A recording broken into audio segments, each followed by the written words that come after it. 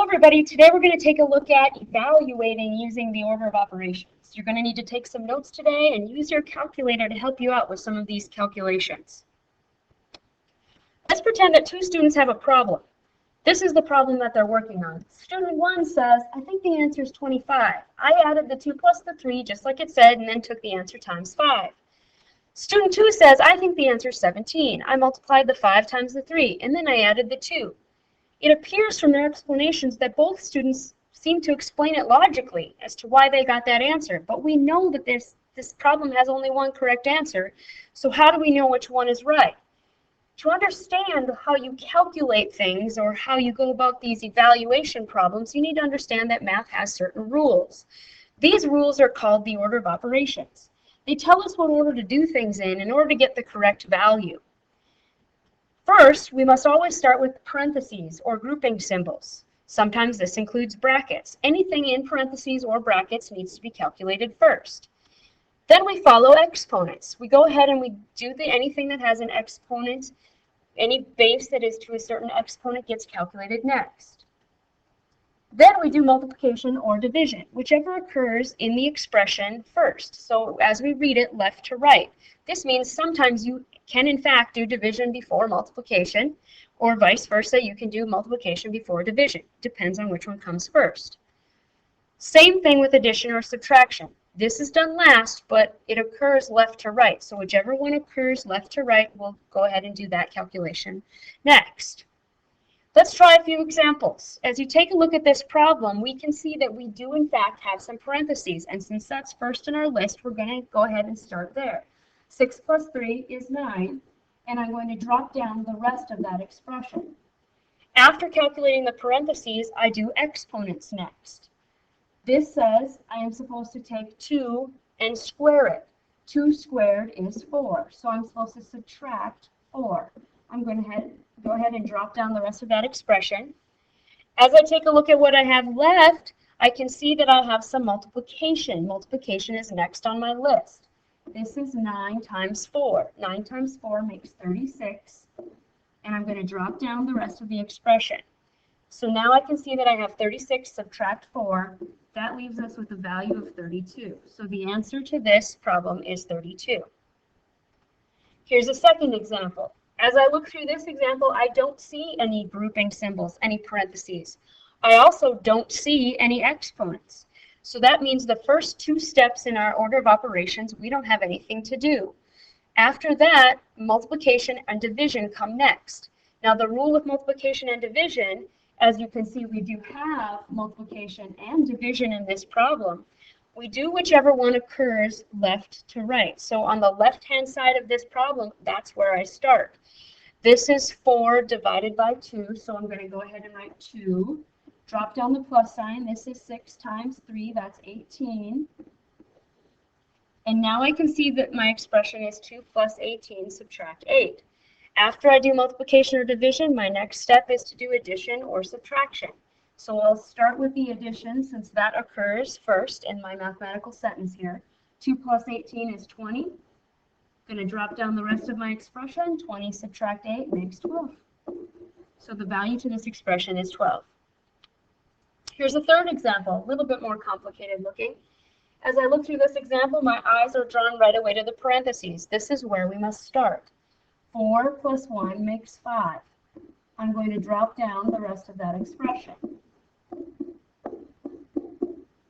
And now as I look through, I can see that I do in fact have some exponents. Right here is 2 to the third power. 2 to the third power means 2 times 2 times 2. 2 times itself 3 times. So this, in fact, is 8. And I will drop down the rest of that expression.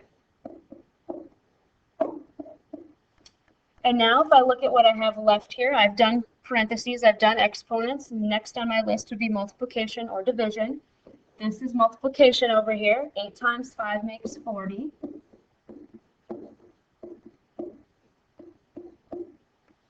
And as I look at what I have left, I'm supposed to do addition or subtraction, whichever comes first.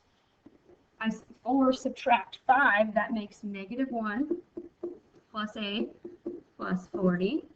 -1 plus 8 is 7 plus 40 more makes a value of 47. So the answer to this problem is 47. Here's example 4. This one's a little bit different. This one says evaluate when x equals -2. That means x is supposed to equal the number -2. And in this expression right here, we have some places where there are x's. We need to go ahead and replace those x's with the -2. So I'm going to rewrite what I have with the -2 plugged in everywhere there's an x. Now you'll notice I put parentheses around what I plugged in right here. These parentheses are not grouping anything together. They're just in there so that I can keep my -2 separate from any other values that may have been in this expression. So as I look through my expression that I created after I've substituted in my -2, I need to now calculate what I have here. Now, when I look in the parentheses, I don't see anything else with those -2's, so I'm done doing my grouping symbols. There's nothing for me to do inside the parentheses. However, after parentheses, I'm supposed to do exponents. And right here, I see that I have -2 squared. Be careful, that squared is not on the 3. It is just for the -2 base. So what this becomes then is -2 squared turns into a +4, and I'm going to drop down the rest of this expression. Okay. I've done the parentheses, any exponents. Now I take a look for any multiplication or division, remembering that parentheses can indicate multiplication. This is 3 times 4, that becomes 12. And next to this, I see a -4 times a -2, that becomes a +8. Once I have completed all my multiplication, all I'm left with is addition, which is good because that comes next after multiplication and division. This is 12 plus 8, that is 20, plus 10 more makes 30. This is a value of 30.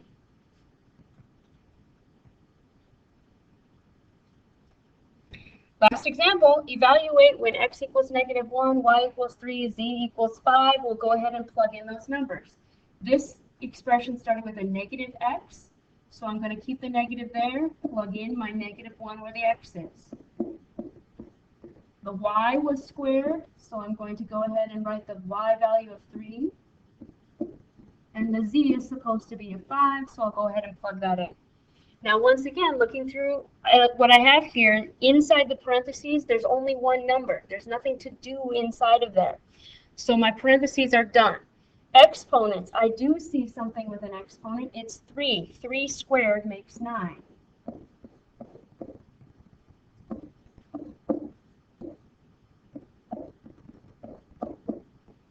Now I can go ahead and look for the next step on my list, which is multiplication or division, whichever comes first. I see lots of multiplication in this expression here. At the beginning here, I have a negative times a -1, which basically means -1 times -1, that becomes +1. Then I have 4 times my 9, that becomes +36. Then I have here -3 times a 5, that becomes a -15. And as I look through my expression here, I can see that I have 1 plus 36 subtract 15. Next on my list of things to do is any adding or subtracting, whichever comes first, left to right. 1 plus 36 is 37. Subtract 15 then becomes 22. That concludes our lesson for today.